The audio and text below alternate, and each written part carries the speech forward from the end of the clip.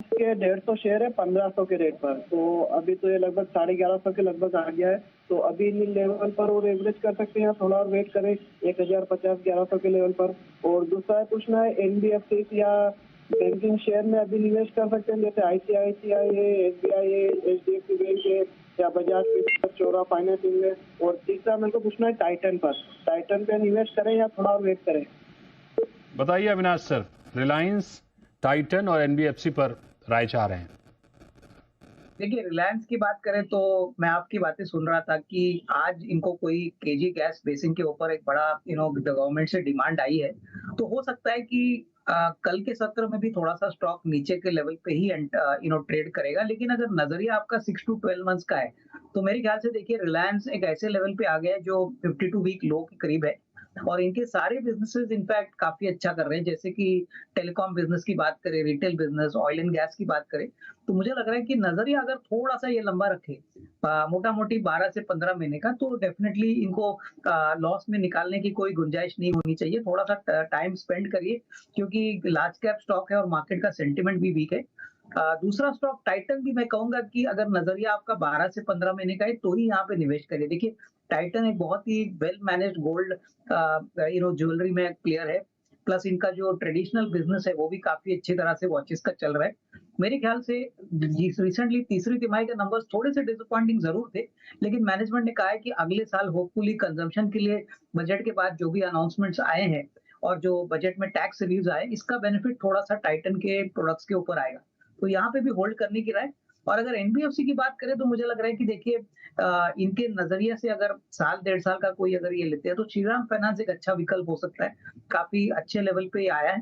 दूसरा बजाज फाइनेंस भी रहेगा, अगर बजाज फाइनेंस में भी ये खरीदना चाहे तो थोड़े थोड़े एसआईपी के फॉर्म पे ये खरीद सकते हैं, लेकिन नजरिया कम से कम 12 से 15 महीने का रखिए।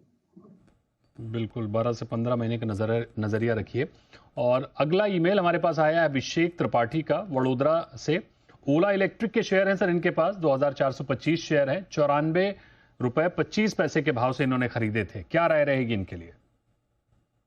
देखिए, ओला की बात करें तो दीपक जी, आपको भी पता है अभी हाल ही में इन्होंने 1500 लोगों को ले ऑफ किया है। बहुत ही तकलीफ से ये कंपनी चल रही है, अभी भी कंपनी घाटे में है। और इलेक्ट्रिक व्हीकल का जो डिमांड है वो हमने देखा पिछले 3-4 महीने से काफी सॉफ्ट चल रहा है। मेरे ख्याल से ये कंपनी जब तक प्रॉफिटेबिलिटी बहुत ऑपरेटिंग लेवल पे और नेट प्रॉफिट लेवल पे नहीं कमाती, तब तक इसमें कोई बड़ा रीरेटिंग आएगा नहीं। मेरे ख्याल से 60 रुपए में इनका आईपीओ आया था, अभी इनकी बाइंग प्राइस करीबन 94 है। तो नजरिया कम से कम साल 1.5 साल का रखिए और यहाँ पे निवेशित रहिए। देखिए, लॉन्गर टर्म में तो जरूर अच्छा पैसा बनेगा, बट शॉर्ट टर्म में अगले 1-2 क्वार्टर्स स्टॉक में कोई बड़ी अपसाइड आएगी ऐसा लगता नहीं। तो नजरिया लंबा रख के यहाँ पे होल्ड पोजीशन करेंगे। बिल्कुल। इस बीच एक और कॉलर हमारे साथ जुड़ गए हैं, महेश दिल्ली से। महेश, पूछिए अपना सवाल। नमस्कार सर। नमस्कार जी। सर, ये दो स्टॉक के ऊपर आपकी राय चाहिए, एक तो स्टैलियन इंडिया फ्लोरोकेमिकल और एक सेजिलिटी इंडिया। एक बार फिर से नाम दोहराइए।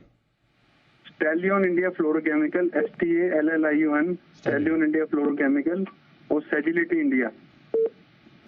ओके, अविनाश सर, क्या राय रहेगी स्टैलियन इंडिया पर? देखिए, दोनों कंपनीज हाल ही में लिस्टेड है। Stallion India fluorochemicals basically refrigerant gases का काम करती है और काफी अच्छी वेल एस्टेब्लिश्ड कंपनी है। मेरे ख्याल से देखिए, अगर नजरिया कम से कम 8 से 12 महीने का है तो यहाँ पे निवेशित रहिए, क्योंकि कंपनी वेल एस्टेब्लिश्ड है। कंपनी के फाइनेंशियल नंबर भी जो दिसंबर तक आए हैं वो काफी स्ट्रांग लग रहे हैं और मेरे ख्याल से प्रमोटर भी काफी वेल एस्टेब्लिश्ड है इस धंधे में। तो यहाँ पे होल्ड करने की राय। रही बात सैजिलिटी की, तो देखिए ये एक हेल्थ केयर सर्विसेज आईटी जो यूएस ऑपरेशंस इनके हैं वो काफी बड़े हैं। इनफैक्ट नंबर्स तो इनके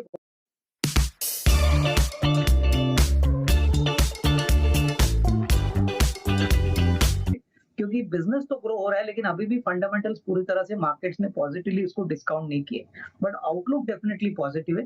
तो यहाँ पे मैं ये कहूंगा कि कम से कम 6 से 12 महीने की अवधि के लिए होल्ड करने की राय है। बिल्कुल, तो स्टैलियन, सेजिलिटी दोनों को होल्ड करने की राय है। अगला ईमेल हमारे पास आया है सर नवीन का, पश्चिम बंगाल से। टाटा पावर्स के शेयर हैं इनके पास 50 और 237 के भाव से इन्होंने लिए थे। क्या करना चाहिए? देखिए, इन्होंने तो काफ़ी अच्छे लेवल पे एंट्री की है। मुझे लगता है कि पावर जनरेशन एक ऐसा थीम है जो अगले 2-3 साल चलेगा, क्योंकि पावर की डिमांड तो कंसिस्टेंटली बढ़ रही है, सप्लाई इतना नहीं बढ़ रहा है।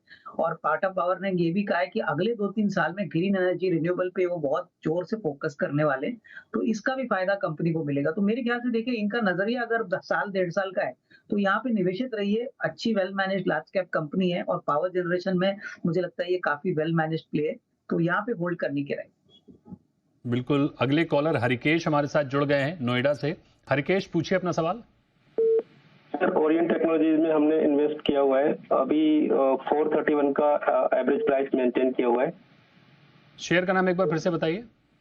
Orient Technologies. Orient Tech, okay. क्या राय रहेगी अविनाश सर?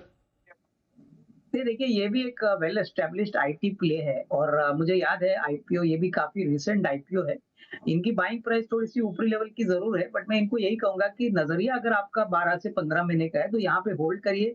करीबन 600 साढ़े 600 करोड़ की ऑर्डर बुक है। एग्जीक्यूशन अगर ठीक ठाक ये कंपनी करती है तो मुझे लगता है कि इसमें अच्छी री-रेटिंग आपको देखने को मिलेगी। तो डेफिनेटली यहाँ पे होल्ड करें, पर टाइम फ्रेम थोड़ा लंबा रखिए। मिनिमम 12 टू 15 मंथ्स का टाइम फ्रेम लेके यहाँ पे होल्ड करें। 12 से 15 महीने के लिए होल्ड करने की राय है। अगला ईमेल हमारे पास है हर्ष का, जयपुर से। क्रेडिट एस ग्रामीण की इनके पास शेयर है, 80 शेयर है, 945 के भाव से इन्होंने लिए थे। क्या राय रहेगी सर इस पे? देखिए, ये बेसिकली एक ज्यादातर माइक्रो फाइनेंस प्लेयर है और माइक्रो फाइनेंस में अभी भी हमने देखा है कि काफी अड़चने मार्केट ने देखी है। हालांकि ये थोड़े से वेल मैनेज्ड प्लेयर है, लेकिन मैं इतना ही कहूंगा कि अगर नजरिया आपका साल, डेढ़ साल है तो ही निवेशित रहिए, क्योंकि अगले 1-2 क्वार्टर माइक्रो फाइनेंस कंपनीज के लिए काफी चैलेंजिंग रहेंगी। कलेक्शंस की बात करें, एसेट क्वालिटी की बात करें, तो बाकी सारे प्लेयर्स ने बहुत खराब नंबर दिखाए।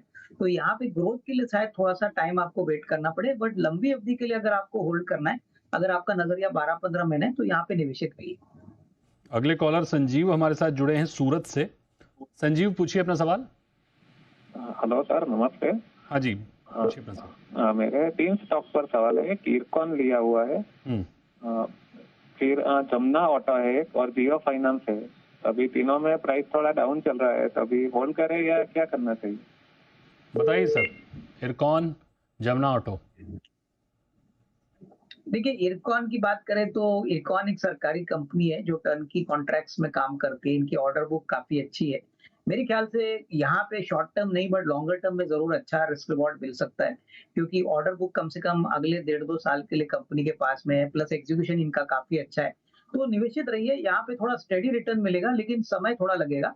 रही बात जमुना ऑटो की, तो देखिए जमुना ऑटो एक ऑटो एंसिलरी प्ले है जो ज्यादातर कमर्शियल व्हीकल कंपनीज जैसे टाटा मोटर्स, अशोक लेलैंड, आइशर, ऐसे कंपनीज को सर्विस करता है और इनके काफी वेल मैनेज्ड फैसिलिटीज है। इनफैक्ट कंपनी, अगर हम डेट की बात करें तो बहुत कम कर्जा बैलेंस शीट पे है, लेकिन अभी हाल ही में कमर्शियल व्हीकल सेक्टर में हमने देखा है कि थोड़ा सा स्लो डाउन देखने के बाद कारण यहाँ पे भी थोड़ी सी अड़चन कंपनी को मिल रही है। लेकिन नजरिया कम से कम 12-15 महीने का रखिए, क्योंकि जो भी कैपिटल एक्सपेंडिचर गवर्नमेंट करेगा, प्राइवेट सेक्टर करेगा, इसका बेनिफिट कंपनी को जरूर मिलेगा। और रही बात जियो फाइनेंशियल की, तो देखिए ये रिलायंस की ग्रुप कंपनी है। पहले रिलायंस की पार्ट हुआ करती थी, उसके बाद रिलायंस ने ये कंपनी सेपरेटली लिस्ट की। यहाँ पे ये पूरी तरह से फाइनेंशियल सर्विसेज प्रोवाइड करने में एक पूरी डिस्ट्रप्शन करने की स्ट्रेटेजी लेके आए हैं। इनकी बैलेंस शीट साइज बहुत बड़ी है, करीबन 1,30,35,000 करोड़ की साइज है, लेकिन अभी भी पूरी तरह से ये कंपनी फुल फ्लेज ऑपरेशनल नहीं है।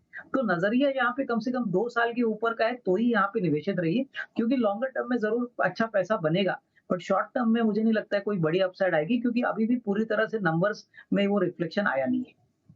बिल्कुल। अगला ईमेल हमारे पास है चिरंजीत पात्रा का, हावड़ा से इन्होंने भेजा है, वेस्ट बंगाल से। आरवीएनएल के शेयर हैं सर इनके पास, 250 शेयर हैं, 483 के भाव से इन्होंने लिए थे। क्या राय रहेगी इनके लिए? देखिए, ये शेयर डेफिनेटली काफी इंटरेस्टिंग है, लेकिन बहुत ही ऊपरी लेवल पे इन्होंने खरीदा है।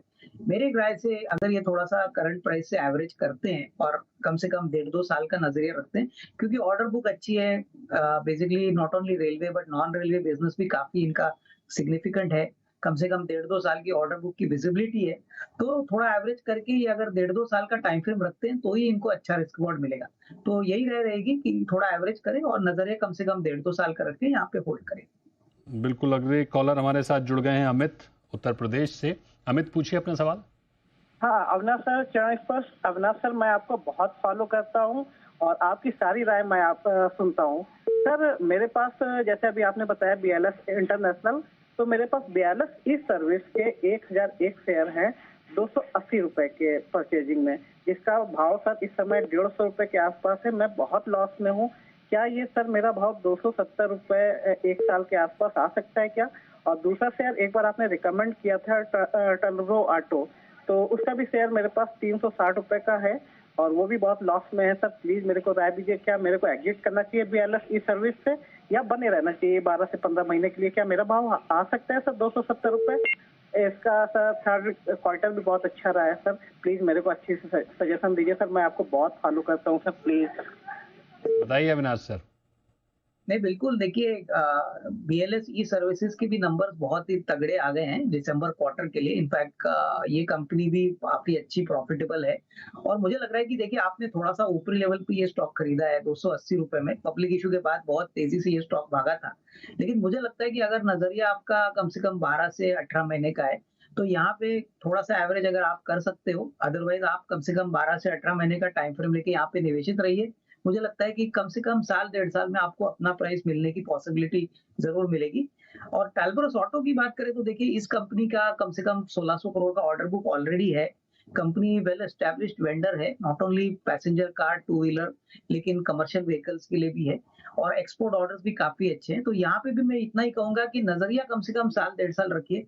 ऑटो सेक्टर में थोड़ा सा स्लो डाउन होने के कारण एंसिलरी सेक्टर में थोड़ी सी प्रॉब्लम जरूर हुई है, लेकिन नजरिया थोड़ा सा मीडियम लॉन्ग टर्म रखोगे तो ये शेयर भी अच्छा खासा पैसा आपको बना के देगा। तो फिलहाल मेरी यही रहेगी कि दोनों शेयर में लॉस, थोड़ा समय दे दीजिए। मार्केट बाउंस होगा, मार्केट में सेंटीमेंट इंप्रूव होगा तो यहाँ पे आपको भी अच्छी अपसाइड मिलने की पॉसिबिलिटी जरूर मिलेगी। बिल्कुल।